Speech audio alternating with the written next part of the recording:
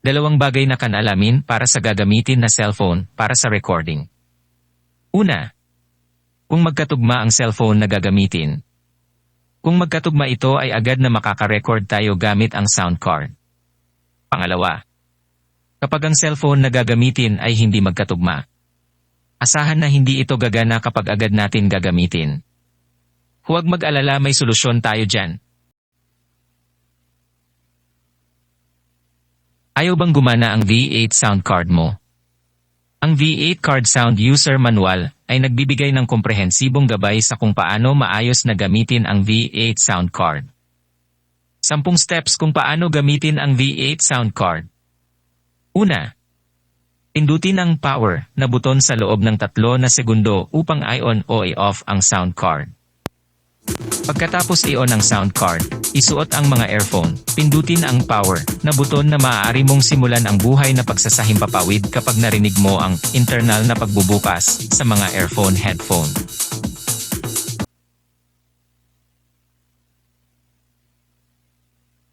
Pangalawa, i-charge ang sound card bago gamitin. Ang mahinang volume o mahinang kalidad ng tunog ay nagpapahiwatig na ang lakas ng sound card ay hindi sapat. Mangyaring huwag mag-charge habang ginagamit ang sound card dahil magdudulot ng interference ang current.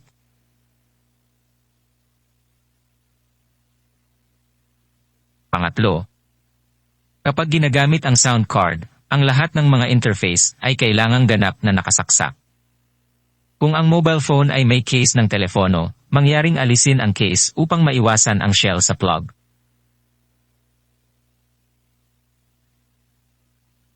Pang-apat, kapag ginagamit ang computer laptop para sa buhay na broadcast o accompaniment, direktang ikonekta ang computer USB interface at ang sound card charging interface gamit ang charging cable. Huwag gamitin ang mga buhay na port para kumonekta sa isang computer o laptop. Otomatikong matutukoy at mai-install ng computer ang driver ng sound card, magkakaroon ng display sa kanang ibabang bahagi ng computer. Kung hindi nakikilala ng computer ang driver ng sound card, pakisuri kung tama ang interface at cable connection. Panglima.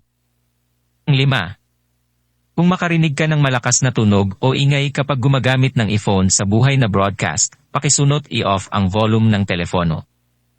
Maaari mong ayusin ang volume start sa sound mixer card.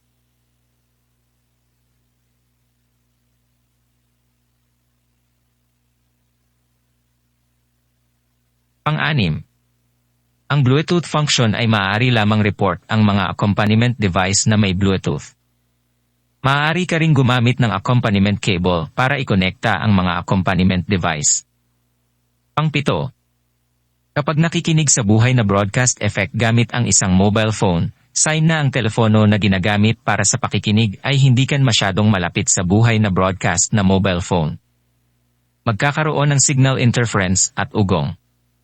Pang-walo, pakihinaan ang volume ng mikropono para mabawasan ang ingay. Kung mataas ang sensitivity ng mikropono, maaaring may ingay na tunog o masakit na tunog mula sa sound card. Pang-siyam, hindi inirekomenda na gumamit ng panlabas na speaker para sa computer na buhay na pagsasahimpapawid, dahil ang tunog mula sa speaker ay maaaring i-record muli ng mikropono na nagreresulta sa dobleng tono. Inirekomenda na tanggalin ang speaker at gumamit ng mga headphones sa panahon ng buhay na pagsasahimpapawid sa computer.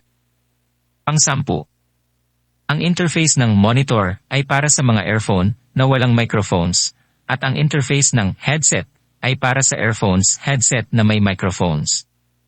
Upang matiyak na ginagamit mo ang tamang port, pakisunod ang parehong earphone headphone port kung mayroong ingay na tunog o interference sound mula sa isang port.